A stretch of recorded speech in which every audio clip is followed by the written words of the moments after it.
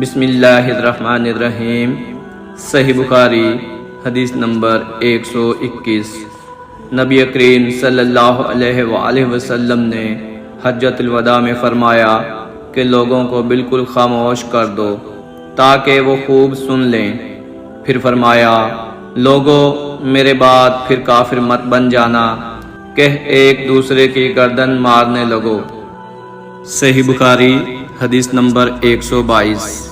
رسول اللہ صلی اللہ علیہ وآلہ وسلم نے فرمایا کہ ایک روز موسیٰ علیہ السلام نے کھڑے ہو کر بنی اسرائیل میں خطبہ دیا تو آپ سے پوچھا گیا کہ لوگوں میں سب سے زیادہ صاحب علم کون ہیں؟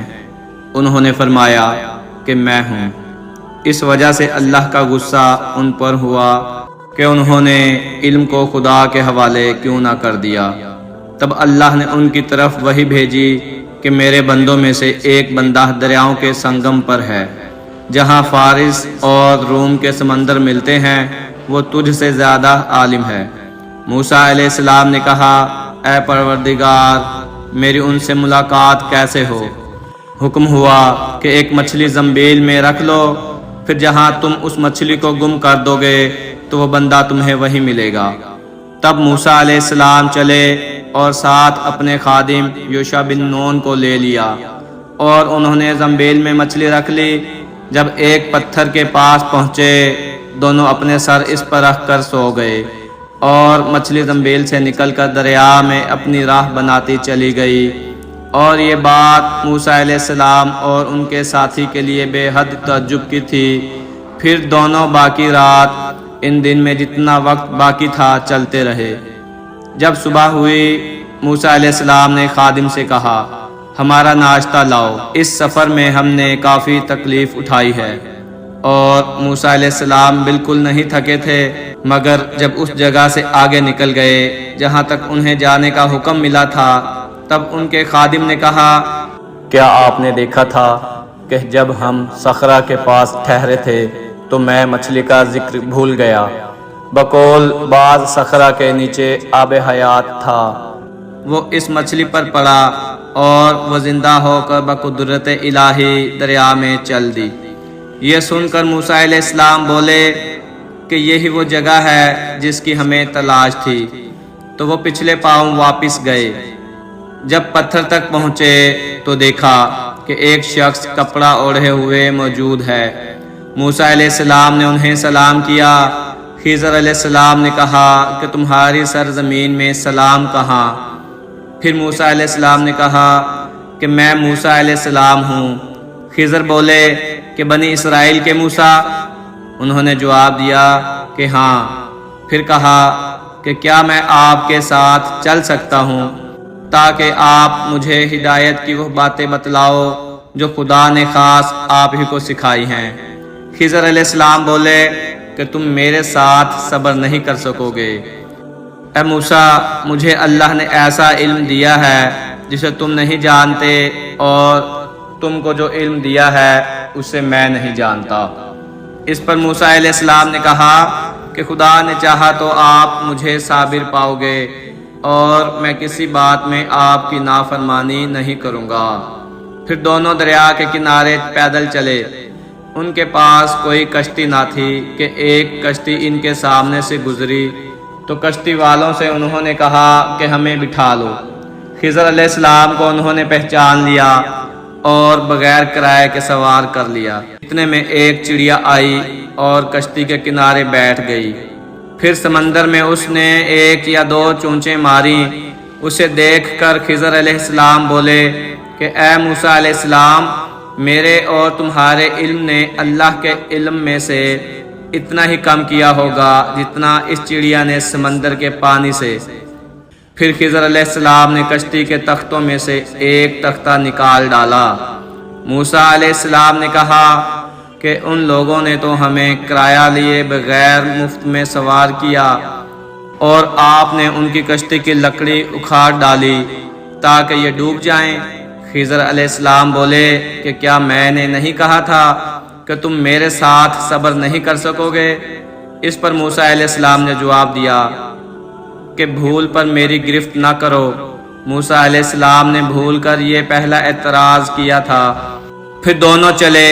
کشتی سے اتر کر ایک لڑکا بچوں کے ساتھ کھیل رہا تھا۔ خضر علیہ السلام نے اوپر سے اس کا سر پکڑ کر ہاتھ سے اسے الگ کر دیا۔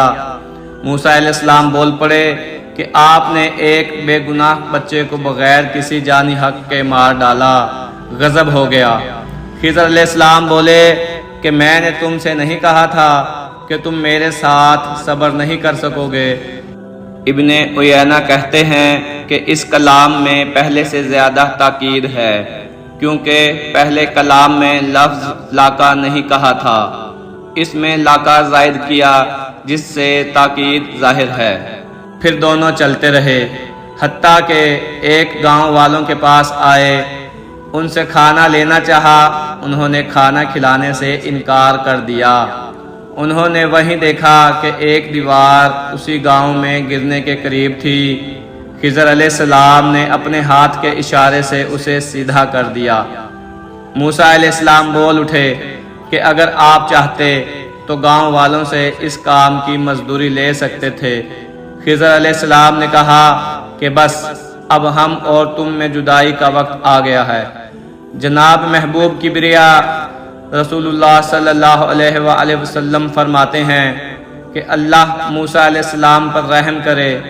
ہماری تمنا تھی کہ موسیٰ علیہ السلام کچھ دیر اور صبر کرتے تو مزید واقعات ان دونوں کے بیان کیے جاتے اور ہمارے سامنے روشنی میں آتے، مگر حضرت موسیٰ علیہ السلام کی اجلت نے اس علم لدنی کے سلسلہ کو جلد ہی منقطع کرا دیا۔ صحیح بخاری حدیث نمبر 123۔ ایک شخص رسول اللہ صلی اللہ علیہ وآلہ وسلم کی خدمت اقدس میں حاضر ہوا اور اس نے عرض کیا کہ یا رسول اللہ صلی اللہ علیہ وآلہ وسلم، اللہ کی راہ میں لڑائی کی کیا صورت ہے؟ کیونکہ ہم میں سے کوئی غصہ کی وجہ سے اور کوئی غیرت کی وجہ سے جنگ کرتا ہے، تو آپ صلی اللہ علیہ وآلہ وسلم نے اس کی طرف سر اٹھایا، اور سر اسی لیے اٹھایا کہ پوچھنے والا کھڑا ہوا تھا۔ پھر آپ صلی اللہ علیہ وآلہ وسلم نے فرمایا، جو اللہ کے کلمے کو سر بلند کرنے کے لیے لڑے وہ اللہ کی راہ میں لڑتا ہے۔ صحیح بخاری حدیث نمبر 124۔ آپ صلی اللہ علیہ وآلہ وسلم سے پوچھا جا رہا تھا تو ایک شخص نے عرض کیا، یا رسول اللہ صلی اللہ علیہ وآلہ وسلم، میں نے رمی سے قبل قربانی کر لی۔ آپ صلی اللہ علیہ وآلہ وسلم نے فرمایا، اب رمی کر لو، کچھ حرج نہیں ہوا۔ دوسرے نے کہا، یا رسول اللہ، میں نے قربانی سے پہلے سر منڈا لیا۔ آپ صلی اللہ علیہ وآلہ وسلم نے فرمایا، اب قربانی کر لو، کچھ حرج نہیں۔ اس وقت جس چیز کے بارے میں جو آگے پیچھے ہو گئی تھی آپ سے پوچھا گیا، آپ صلی اللہ علیہ وآلہ وسلم نے یہی جواب دیا، اب کر لو، کچھ حرج نہیں۔ صحیح بخاری حدیث نمبر 125۔ ایک مرتبہ میں رسول اللہ صلی اللہ علیہ وآلہ وسلم کے ساتھ مدینہ کے کھنڈرات میں چل رہا تھا اور آپ کھجور کی چھڑی پر سہارا دے کر چل رہے تھے تو کچھ یہودیوں کا ادھر سے گزر ہوا۔ ان میں سے ایک نے دوسرے سے کہا کہ آپ سے روح کے بارے میں کچھ پوچھو۔ ان میں سے کسی نے کہا، مت پوچھو، ایسا نہ ہو کہ وہ کوئی ایسی بات کہہ دیں جو تمہیں ناگوار ہو۔ مگر ان میں سے بعض نے کہا کہ ہم ضرور پوچھیں گے۔ پھر ایک شخص نے کھڑے ہو کر کہا، اے ابو القاسم، روح کیا چیز ہے؟ آپ صلی اللہ علیہ وآلہ وسلم نے خاموشی اختیار فرمائی۔ میں نے دل میں کہا کہ آپ پر وحی آ رہی ہے، اس لیے میں کھڑا ہو گیا۔ جب آپ صلی اللہ علیہ وآلہ وسلم سے وہ کیفیت دور ہو گئی تو آپ صلی اللہ علیہ وآلہ وسلم نے قرآن کی یہ آیت جو اس وقت نازل ہوئی تھی تلاوت فرمائی، اے نبی، تم سے یہ لوگ روح کے بارے میں پوچھ رہے ہیں، کہہ دو کہ روح میرے رب کے حکم سے ہے، اور تمہیں علم کا بہت تھوڑا حصہ دیا گیا ہے، اس لیے تم روح کی حقیقت نہیں سمجھ سکتے۔ صحیح بخاری حدیث نمبر 126۔ رسول اللہ صلی اللہ علیہ وآلہ وسلم نے ایک مرتبہ ارشاد فرمایا کہ اے عائشہ، اگر تیری قوم دور جاہلیت کے ساتھ قریب نہ ہوتی بلکہ پرانی ہو گئی ہوتی، ابن زبیر رضی اللہ تعالی عنہ نے کہا، یعنی زمانہ کفر کے ساتھ قریب نہ ہوتی، تو میں کعبہ کو توڑ دیتا اور اس کے لیے 2 دروازے بنا دیتا، ایک دروازے سے لوگ داخل ہوتے اور دوسرے دروازے سے باہر نکلتے۔ بعد میں ابن زبیر نے یہ کام کیا۔ صحیح بخاری حدیث نمبر 127۔ حضرت علی رضی اللہ تعالی عنہ کا ارشاد ہے کہ لوگوں سے وہ باتیں کرو جنہیں وہ پہچانتے ہو۔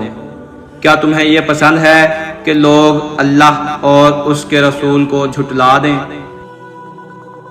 صحیح بخاری حدیث نمبر 128۔